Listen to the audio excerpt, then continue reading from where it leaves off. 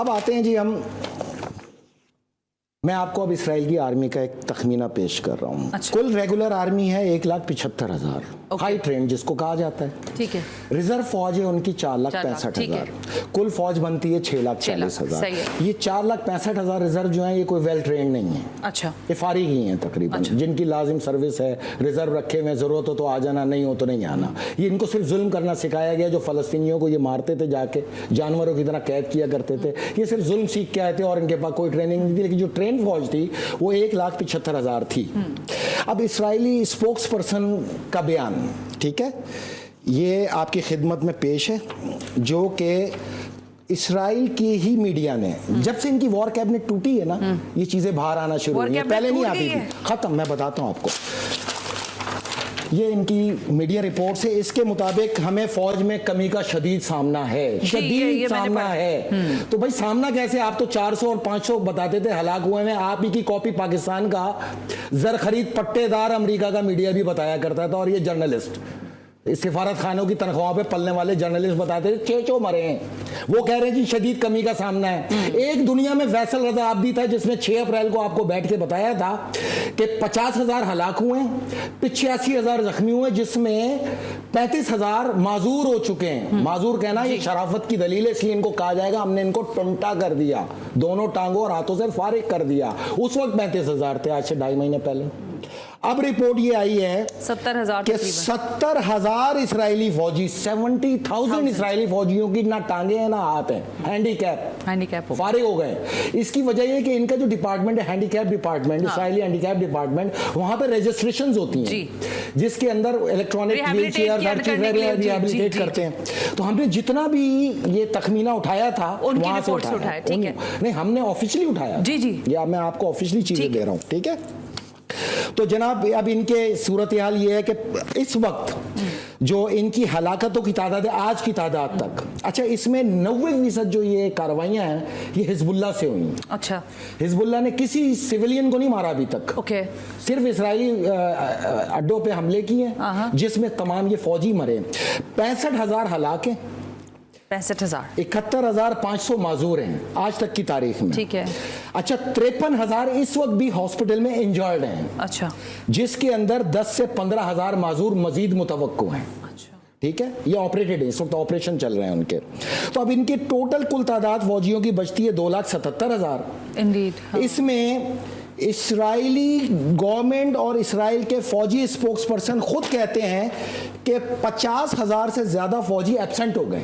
जो रिजर्व फौजी हैं वो भाग गए असला छोड़ के, जबकि इनके तकरीबन 42,000 फौजी जो हैं वो दिमागी अमराज का शिकार हो गए। मैं आपसे ये पूछने लगी थी, मेरे पास उसकी परसेंटेज थी 21% जो 21%, 21%, 42,000। ये दिमागी अमराज का शिकार है। अच्छा। यानी कि चरिया हो गए, खौफ ज़दा हो गए, डर गए। इनको हिजबुल्लाह और हमास हर तरफ नजर आती है और ये रातों में चीखते हैं पागलों की तरह। इवन के 17 लाख इसराइली मुल्क छोड़ के भाग चुके। इसमें 30 लाख कदामत पसंद यहूदी हैं जो कि इन सैनियों के साथ नहीं है, वो फलस्तीन के मुसलमानों के साथ हैं। तो इसराइल की, अब इसराइलियों की कुल तादाद जो इसराइल में मौजूद है वो 40 से 45 लाख के दरमियान है, जबकि अब इनकी फौज रह गई है 1,85,000।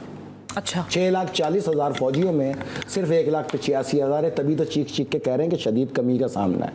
अब मैं आपको आगे बताऊं, ठीक है, देखें ये है इनका टोटल तखमीना, ठीक है, ये इन्हीं की रिपोर्ट है, हमारा कुछ नहीं है। अब ये वॉर कैबिनेट टूटने के बाद ये चीजें, अब वो जो मुखालफत कर रहे हैं नेतन्याहू की, उन्हीं की 6 रुकनी वॉर कैबिनेट थी ना। मैं आपसे यही पूछ रही हूं कि आपको डायरेक्टली मिल रही है वहां से चीजें? मैं इनसे राब्ते में हूँ, मैं ये नहीं बताऊंगा किससे हूँ, लेकिन मुसलमान वॉर कैबिनेट के लोगों से, इस्लाम वाला कोई नहीं है इसमें। नहीं, वॉर कैबिनेट में जो लोग हैं उसमें एक है,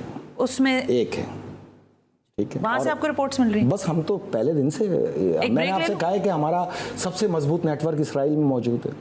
FRA research and analysis cell का सबसे मजबूत नेटवर्क तल अवीव में मौजूद है और यरूशलेम में मौजूद। अच्छा, लेकिन हैफा में क्या होने जा रहा है मैं आपसे पूछूंगी। ब्रेक ले लो, ब्रेक लेते हैं, ब्रेक से वापस आते हैं। जो चीज रिसर्च मिल रही है फैसल रजा अब्दी को, वो आपके सामने रख रहे हैं। लेकिन ये कहते हैं ना, हालात का सितम ही कह लें कि जो इस वक्त पूरी सूरत हाल फ़लस्तीन के अंदर है, गाज़ा के अंदर है, उसमें वहाँ जो बच्चों पर ट्रॉमा है, जो ख़वातीन का ट्रॉमा है, जो बुज़ुर्गों का ट्रॉमा है, अब हमें सुनने को मिल रहा है कि इसराइल के फ़ौजी भी उसी ट्रॉमा से गुजर रहे हैं।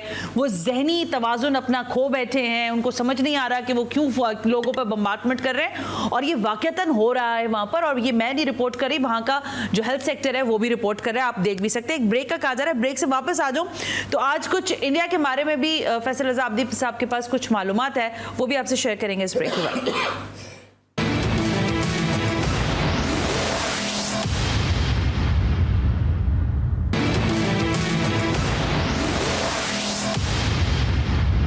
Welcome back. वक्त बहुत कम है मेरे पास, इसलिए मैं ज़रा तेज़ी से चलूँगी। अमरीकी मैगन फॉरेन अफेयर्स हैं, वो कहते हैं कि इसराइल जो है वो गाज़ा जंग जीतने में नाकाम होता हुआ दिखाई दे रहा है। उधर हम आगे और अगर बढ़े तो सेंटर फैसल रजा अब्दी साहब मेरे साथ मौजूद हैं। सेंटर साहब, आप कुछ बातें बता रहे हैं, लेकिन अगले 72 घंटों की भी अहमियत है, उसमें क्या हो सकता है? शुक्रिया। मैं आपको अर्ज़ करूँ कि IDF ने, मैंने आपको याद है एक प्रोग्राम में बताया था कि इन्होंने फैसला किया कि गज़ा को क्लोज करो, अब सारी फौजें कन्वर्ट कर दो हिजबुल्लाह की तरफ, और आपको बताया था कि हमने ये जंग अपने सीने पे ले लिए। अब वो वाज़े नजर आ रहा है। मतलब जो हम आपको बताते रहे ना, ये जंग उसी पैटर्न पे, उसी अंदाज में, उसी इशारा पे, उसी रफ्तार से जा रही है। इसमें 10 दिन का तात्तुल आया, वो क्या है वो मैं आपको बताता हूँ। 10 दिन इसमें डिले हुआ है, वो तात्तुल क्या।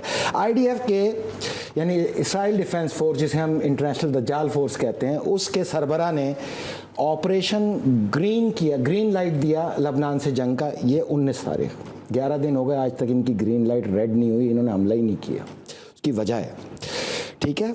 अच्छा, ये देखिए, ये है इसका बयान। ये अच्छा, ये तमाम मीडिया इन्हीं का है, अब हमारा नहीं है, ठीक है। हम तो सिर्फ अब इसको कॉपी कर रहे हैं।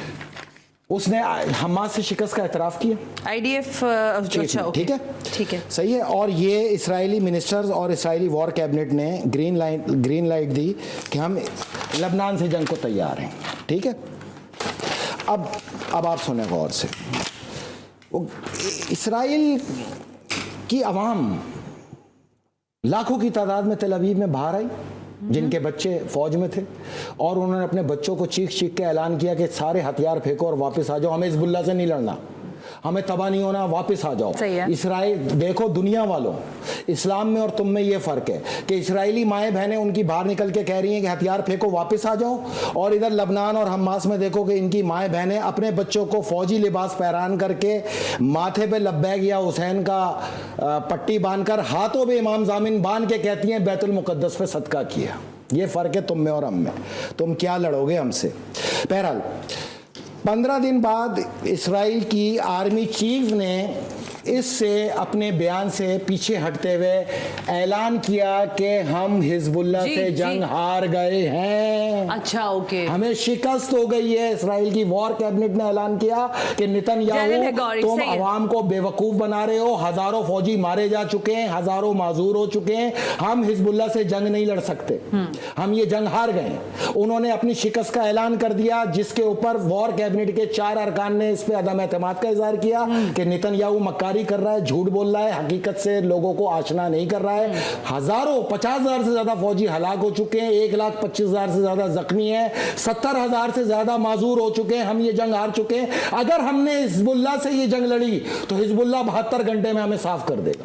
अब याद करें 28 अक्टूबर 2023 को कि जिस दिन इस जंग का आगाज होगा 72 घंटे की जंग होगी, 73वां घंटा नहीं होगा इसके अंदर, यही बताया था मैंने आपको। अब वो खुद कॉपी कर रहे हैं कि हम 72 घंटे में साफ हो जाएंगे अगर ये जंग लड़ी। हम शिकस्त का ऐलान करते हैं, ठीक है।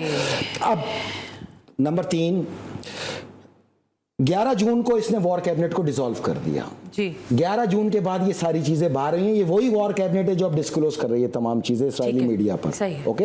यानी कि हमें हर चीज को वो सेकंड करते जा रहे हैं। माजी में जो लफाजी नजर आती थी अब हकीकत के रूप में नजर आ रहा है।